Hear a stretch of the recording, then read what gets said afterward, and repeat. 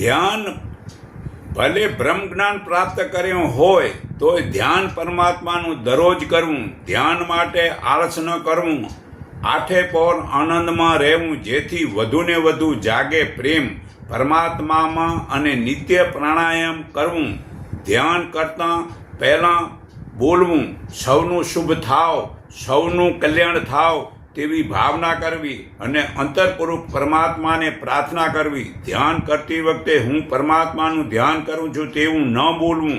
હું આત્મા પરમાત્માનો અંશ છું, આત્મા અંશ જ બેસીને પરમાત્માનું ધ્યાન કરે છે તેવો ભાવ રાખવો. હે અર્જુન, એ પ્રમાણે સિદ્ધિ પામેલો મનુષ્ય પરમાત્માને જે રીતે પામે છે, જાણે છે, એ જ જ્ઞાનથી પરાકાષ્ઠ એવો શુદ્ધ બુદ્ધિવાળો યોગી દૃઢતાપૂર્વક પોતાનું નિયમ કરી શબ્દ સ્પર્શ રૂપ રસને ગંધના વિષયોને છોડીને વેર દિશાને છોડી દઈ મિતાહાર તથા એકાંતમાં સેવન વડે વાણી શરીર તથા મનને વંશ કરી નિત્ય પરમાત્માનું ધ્યાન યોગમાં પરાયણ રહી વૈરાગ ધારણ કરી અહંકાર બળ ગમન કામ ક્રોધ અને ખોટો સંગ્રહને છોડી દે છે, મમતા વિનાનો અને શાંત ચિત્ત થાય છે.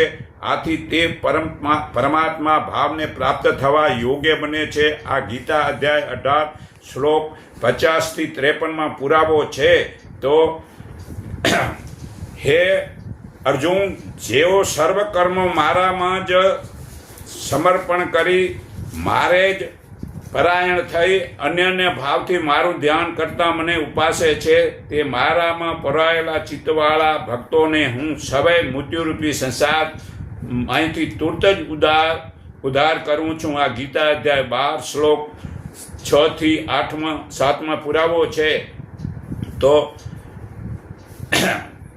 હું ધનિક છું, કુટુંબવાળો છું, નાતજાતવાળો છું, મારા જેવો બીજો કોઈ છે જ નહીં. હું યજ્ઞ કરીશ, દાન કરીશ, મોજશો કરીશ. આ રીતે અજ્ઞાની મોહિત થયેલા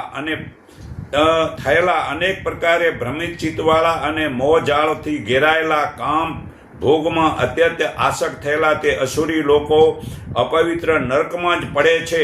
પોતાના મનમાં પોતાને શ્રેષ્ઠ અને મહાન માનનારા ગમડી પુરુષ ધન અને માનના મદમાં છકેલા થઈને દંભથી શાસ્ત્રવિધિ રહિત માત્ર નામના યજ્ઞથી મને પૂજે છે.